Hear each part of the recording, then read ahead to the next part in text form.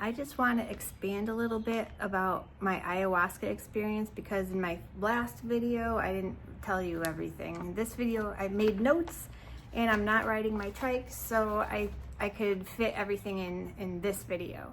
Just to recap my first video, ayahuasca told me that the only evil that exists in the world is fear, and our only fear is the fear of death, and the fear of death comes from our ego. Our ego is a physical thing that it's part of our brain, and our ego it only cares about its own survival.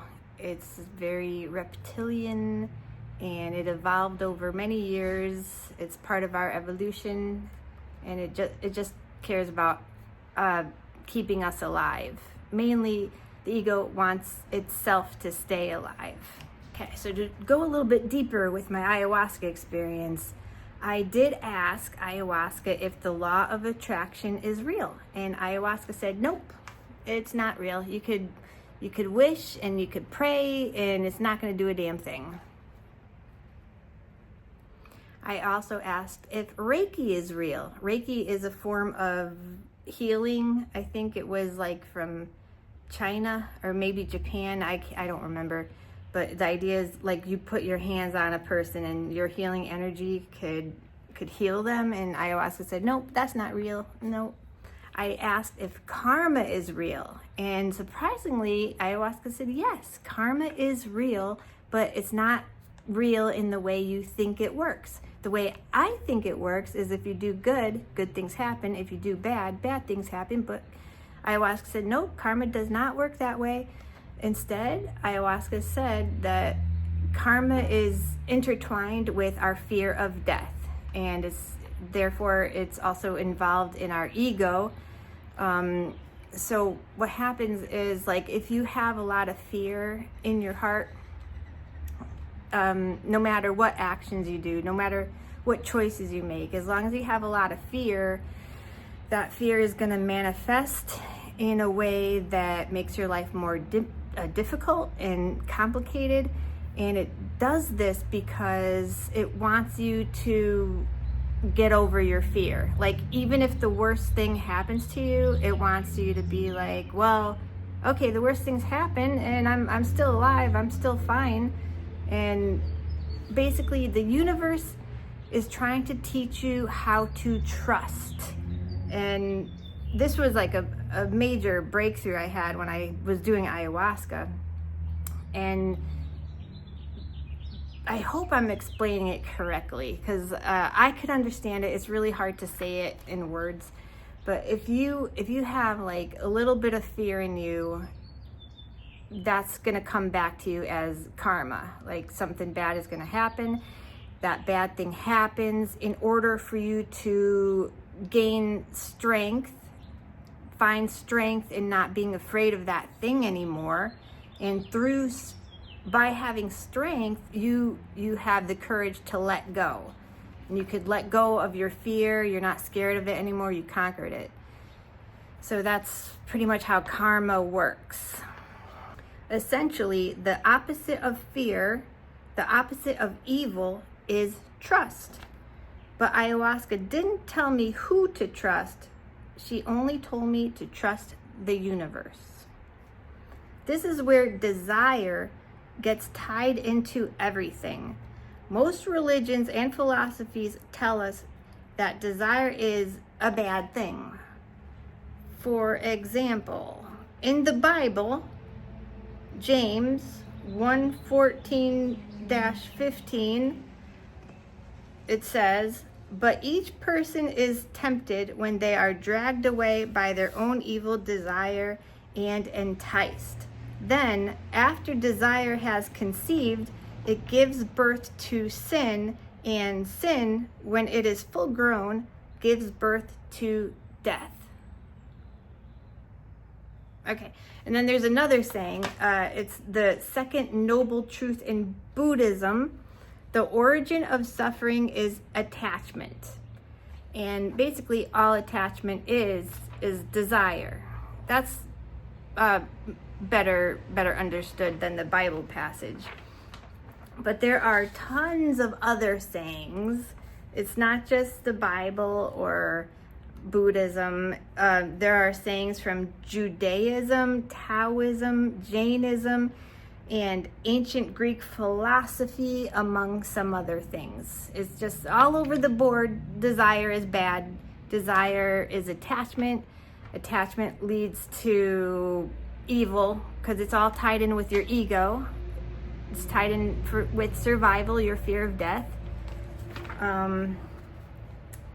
And all this, I learned all of this in just like a span of 20 minutes, by the way. I wasn't researching and doing ayahuasca. There was no computer or anything. I was just writing down what ayahuasca was telling me. So it wasn't until after, that's when I got out the laptop and started thinking how it ties in with other religions. And I did learn that Hinduism is the closest to truth. According to ayahuasca, Hinduism gets most of it right. Okay, so another thing is if ayahuasca told me that if we feel like we are lacking in any way, we therefore aren't trusting the universe. Like, we're supposed to be trusting the universe. That's our main job. Now, you could call it God. We're supposed to be trusting God, or whatever you want to call it. I interpret it as just trusting the universe. But so let me give you an example. Money is a big deal because in our society, money pretty much equates to our ability to survive. So money is tied in with survival. Sad truth. But money isn't the only thing that is bad. All desire is bad. Money is just probably the top of the list. So ayahuasca showed me how horrible addictions are.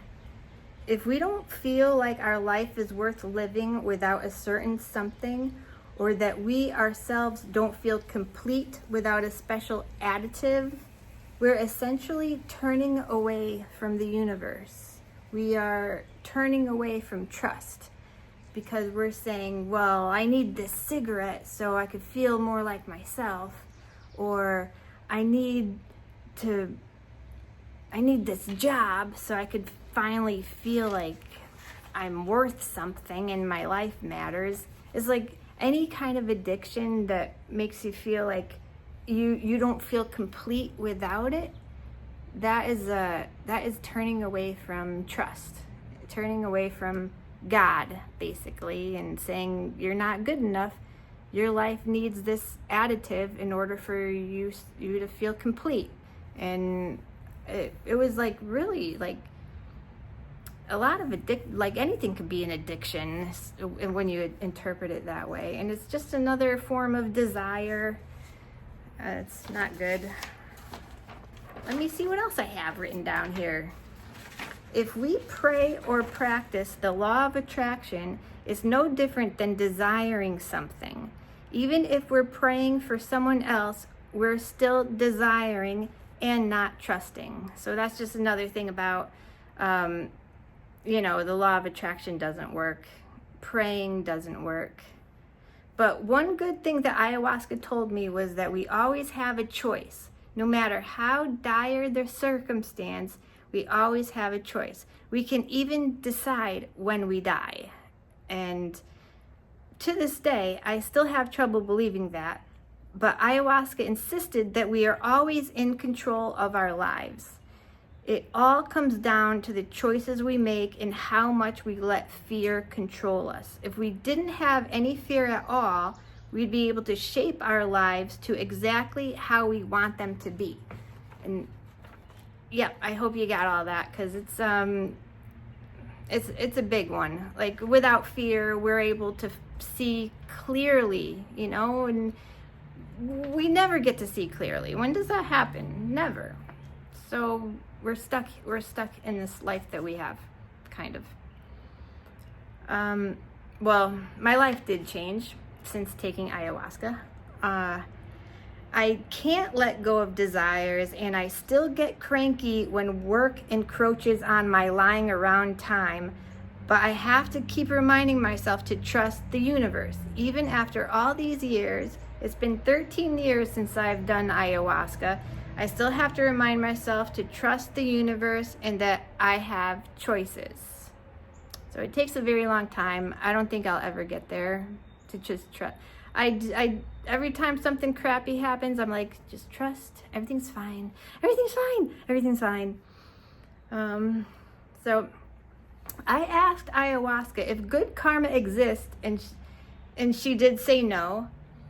Only karma exists. So there's no good karma, there's no bad karma, there's just karma. So if you do something good, that means, well, that doesn't mean something good is going to happen back to you. You could do good all you want. It's not going to mean a damn thing. Don't expect a big pat on the back or a pile of money laying around when you get home, because it doesn't work like that. Karma is just karma. And it only works when you have a lot of fear in your heart. Then it starts to do stuff. Bad things happen. So this got me thinking about stress and how it affects the body. Stress is an immune suppressant. So your body can't fight attacks as well. You can get sick more easily, like a cold or flu. And it also works with cancer too. If you're really stressed, the cancer will spread faster, which is horrible, because how could you not stress about that, right? And stress also can cause hypertension, stroke, cardiovascular disease, IBS, and let's not forget about anxiety and depression. So it has been proven by science that prayer decreases stress levels. So it does work at some level of eliminating your fear, or at least helping to control your fear. And prayer helps us to learn how to trust, which is super important. Prayer might not work when it's being measured. Now, I just thought of this today, like a couple minutes ago when I was writing this. But I was thinking about quantum computers, because I'm always thinking about weird stuff, like especially quantum computers. But anyway, prayer might not work when it's being measured. Like in a study, for example, kind of like a quantum computer. A quantum computer stops working once the qubits are no longer in a superpositioned state. Once a measurement happens, the prayer stops existing in multiple states of reality and becomes captured as the most probable outcome instead. Which, I mean, I don't really know how that ties into anything. I just thought I'd put it out there and maybe I'll think about it later. So this is my conclusion. Over time, I've learned to NGAF, and I'll just give you a second to spell that out. NGAF. Especially about the small things, and everything in comparison is mostly small. I try to do what makes me happy, and on most days, work gets in the way. So that's why I'm desiring for my YouTube channel to take off. But as long as I'm desiring it to take off, I'm never gonna get it. Yeah, I'll never become a successful YouTuber because I desire being one a great deal. Just because my work life is, it's always getting in the way of my fun time. But I still have so much gratitude for my job. I'm so thankful. Thank you.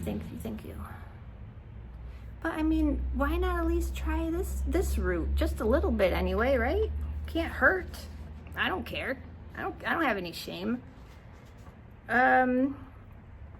So if I were to ask ayahuasca right now why I'll never be a successful YouTuber, she'll tell me it's because I need to suffer more. She'll say, I need to suffer until I gain the strength to let go. And once I let go, I'll find success. So this is me letting go.